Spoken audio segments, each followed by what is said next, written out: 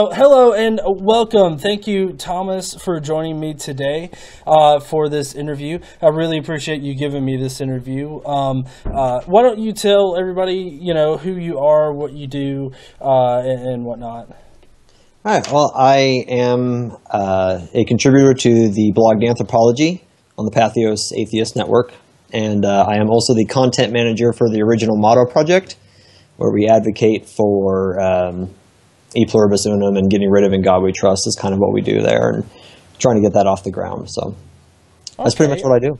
Awesome. Yes, and I do implore you to go down below and check out the originalmotto.us. I went there and checked it out, and it's got a lot of really great information about the original motto and the In God We Trust in general. And I'd really love it if you guys would go down there and check that out. But let's get to the In God We Trust. That's kind of the topic of the interview today. I was just wondering, can you give us like a little bit of a background for those that aren't really aware of the problems with the whole In God We Trust issue? Well, there's a big kind of epidemic right now of especially law enforcement agencies putting In God We Trust on their vehicles is essentially really what's going on right now. We've also had a few, actually I have the numbers right here. We have 80 law enforcement agencies that we know of that have done this so far. That's just the ones we're aware of. And 700 cities and counties. So it's extensive. And when you look up these people, I always find that In God We Trust is a really good way of finding other separation of church and state violations. Recently in Stone County here in Missouri, they put In God We Trust on their vehicle. And other vehicles, and so I went snooping around and looked them up. And on their Facebook page, they had Saint Michael was their profile picture, patron saint of law enforcement officers. Yeah, they had Bible verses galore on their Facebook page, pictures of Jesus and crosses and things of that nature. And then I went to their actual website, and their website has some quote from Romans about police officers or something like that. I forget the actual, I'd have to look it up. But yeah, I reported them to the Department of Justice. So we'll see if that goes anywhere. Oh, wow. Yeah, I remember that coming up. I can't remember if it was on Danthropology or if it was on The Friendly Atheist, but I know that had come up because it was this really creepy passage about police officers being the rulers or something like that. Yeah, I might have it. Hang on. Yeah, this is Sheriff Doug Rader in Stone County, Missouri. And the passage is for the policeman, and it's in quotes. So it's from a different version of the Bible. It's from the Living Bible. So it's, yeah. So for the policeman does not frighten those who are doing right, but those who are doing evil will always fear him. Because that's what I want to do, is fear the police. Exactly. Yeah. So if you don't want to be afraid, keep the laws and you will get along well. The policeman, quotes again, is sent by God to help you. And so that's essentially what it says. So. Yeah, well, so in that particular version of or translation of the Bible, does it actually say policeman, or because I know when I looked it up, it said ruler, and so it's just kind of like that's. Yeah, I had to look it up because when I first saw it, I grabbed my Bible off the shelf there behind me and looked it up, and it says something like ruler or something like that, and then I was like, what? The Living Bible, from what I can tell, was written by a crazy hippie. In the 60s or 70s or something, and he wrote it so that it was more modern English, to the message, or what he thought the message was, is my understanding. I could be wrong, but that's my understanding. Right. Well, now I'm kind of curious. It kind of dawned on me that maybe people don't know how In God We Trust really came into the picture as far as the historical aspect of it goes. I'm wondering if you could give some background on that. I can. In God We Trust first appeared on coinage in 1864. It was proposed in 1861 because of the Civil War, and there was kind of a big religious kind of revival during the Civil War, as there are usually with big wars. And Congress passed the law saying that it had to be on all certain coinage. And then it was on coins for a while, and it kind of, it would appear and kind of disappear. But then, of course, in 1956, we have the Cold War with the Soviet Union. The hot war in Korea had just finished up. The new hot war in Vietnam was getting ready to start. And so that's where it really came from. It was a way to show that whatever the Soviets were, we were not. So they're communists, we're capitalist. They are officially atheists, we are officially religious. So that's really what it was. Yeah, so that's really where that came from. There was actually kind of like, the 50s was a big kind of revival of conservative Protestantism. And, in politics, once we have Billy Graham kind of weeding his way into the Truman and Eisenhower administrations. And so really? Yeah, there's a really good book. I forget who it's by, and it's down in my bedroom, but it's called With God on Our Side. And it's about how the rise of the religious, I think that's the subtitle, is The Rise of the Religious Right in America. And it's a really good book. You should, if you're interested in that subject, you should definitely get it.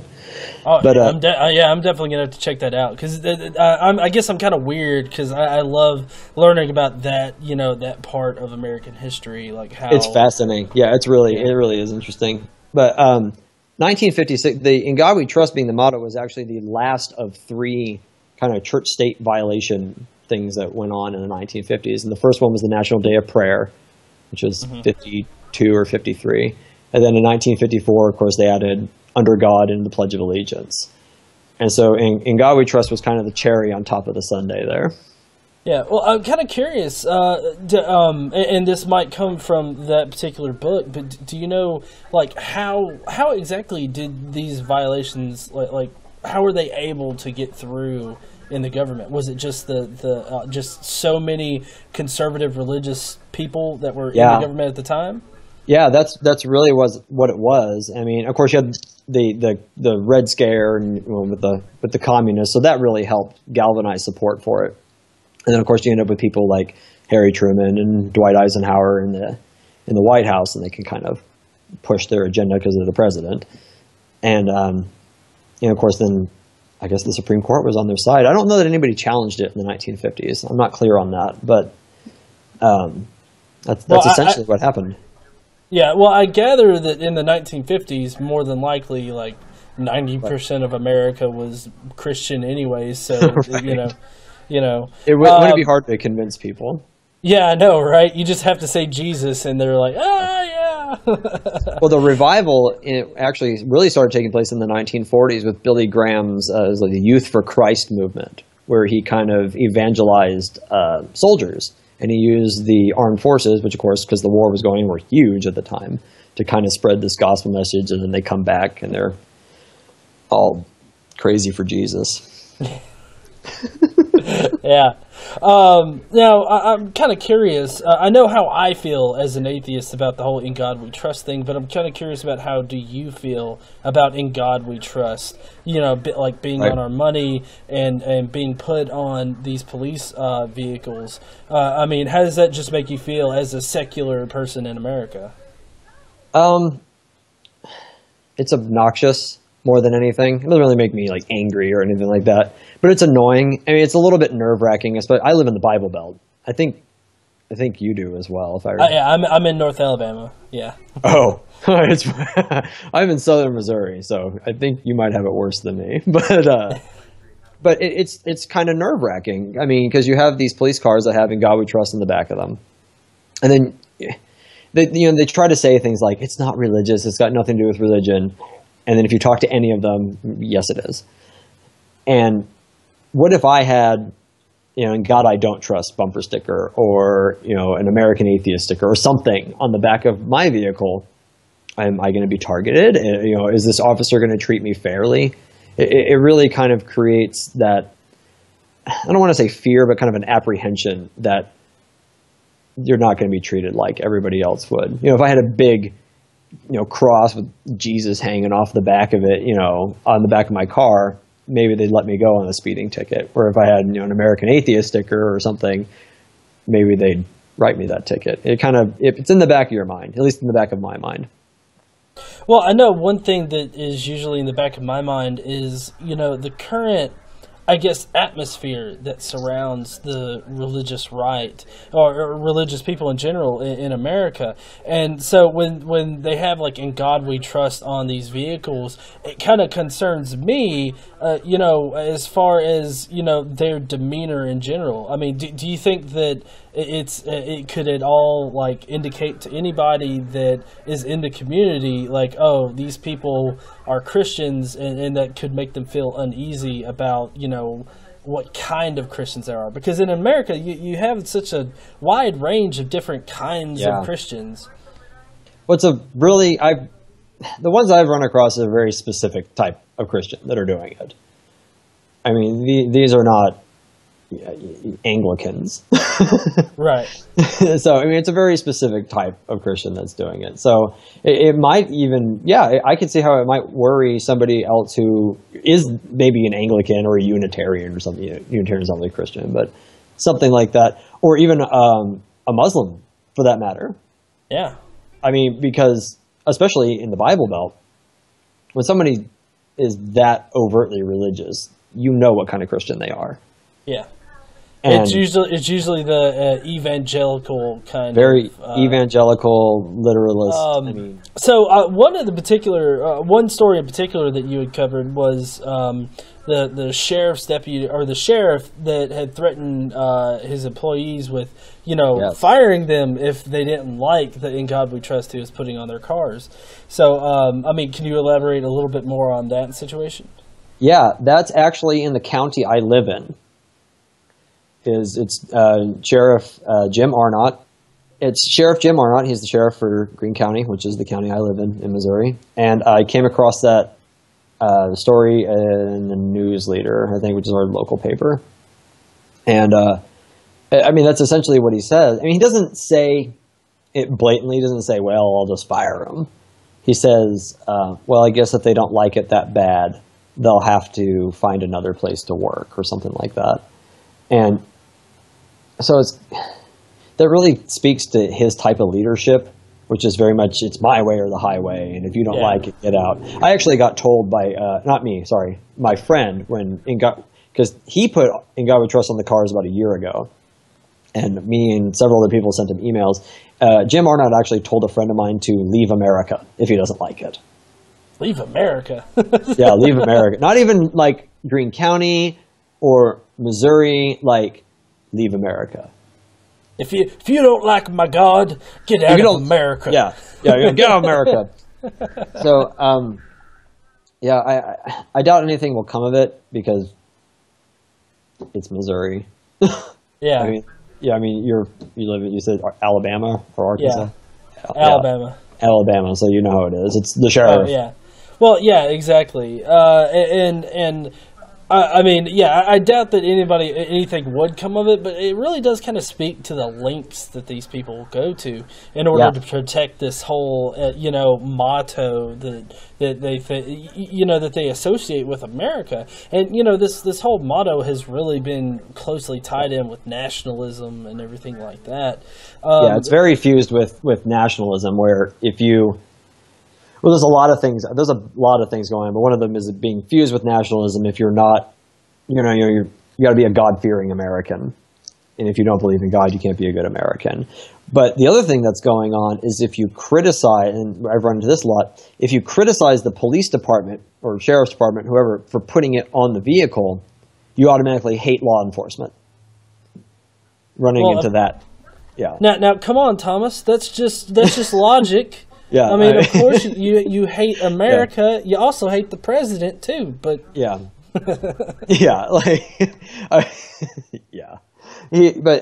that's really what's going on there. I mean, it's it's difficult to describe. There's so much going on with it. It's so simple but so complicated at the same time. It's a way to stop people from criticizing the police and in some certain situations. Yeah. Well, and I wonder. Sorry, go ahead. No, you go ahead. I actually wonder if, and speculating, but I'm wondering if this has something to do with kind of Ferguson and all the scrutiny that police departments have been under ever since that incident happened. And, and I'm wondering if this is a way to try to get more public support for them, because they feel very much under attack and under siege. And, there's a war on law enforcement, even though that's completely bogus. But so I'm wondering if that's part of the dynamic. Yeah, well, also there's that whole innate Christian persecution complex that's going on, and this just seems like another opportunity for them to scream persecution. A lot of these sheriff's deputies, I think that you wrote on this recently, like they don't understand why they can't spread their religion, or they don't seem to be able to separate their religion out from their public office jobs. That was the most recent blog piece I did for Danthropology. The sheriff, it was in Midland County, Texas, and he said, well, I love God, and I trust in God, so I can't understand why I can't say that the citizens of this county believe in God. And it's kind of, that's essentially what he, I mean, and I think I wrote in the article, because you don't get to make that decision for other people. Yeah. Like, that's not your choice. Like, you're the sheriff. Like, you're not God. Well, yeah, but I mean, this just seems to also speak yet again to their whole, I guess, dominionist kind of attitude, where they have to control and completely overwhelm whatever sphere they're in. And that's with the In God We Trust. Law enforcement's taught that. I went to the law enforcement academy at Drury University here, and so I can see kind of what you're saying there, where it's just one more thing that they have to be in control of, because you're taught very much be in control of everything all the time. Right. So and in the law enforcement academy, there's a lot of kind of semi-religious undertones to it, which made me a little bit uncomfortable when I went there, because I'm an atheist. Well, I know that a lot of, I think that there's one, I know here in Alabama there was recently a county that had to have, I think it was something removed off of the actual badges that was talking about in God. Something about God. So, I mean, it's not just like police cars and whatnot, but they're really trying to just like cement it into the organization. Yeah, they're getting it in anywhere. It's very much kind of if you give a mouse a cookie, you'll want a glass of milk. And that's what it is. So they got away with it kind of on the cars. Let's put on the badge and see what happens. And we'll do a few other things. There's actually a sheriff's department in Georgia, Polk County, Georgia. So that's down kind of near your neck of the woods. But they, of course, put In God We Trust on their vehicles. And like I said earlier, that's kind of the light bulb goes off. It's like, I need to look over here. And in their lobby for the sheriff's department is a paint. It says, In God We Trust, like in like a scroll. And then underneath of it are the 10 Commandments floating on clouds. And that's in the sheriff's lobby. So I called them.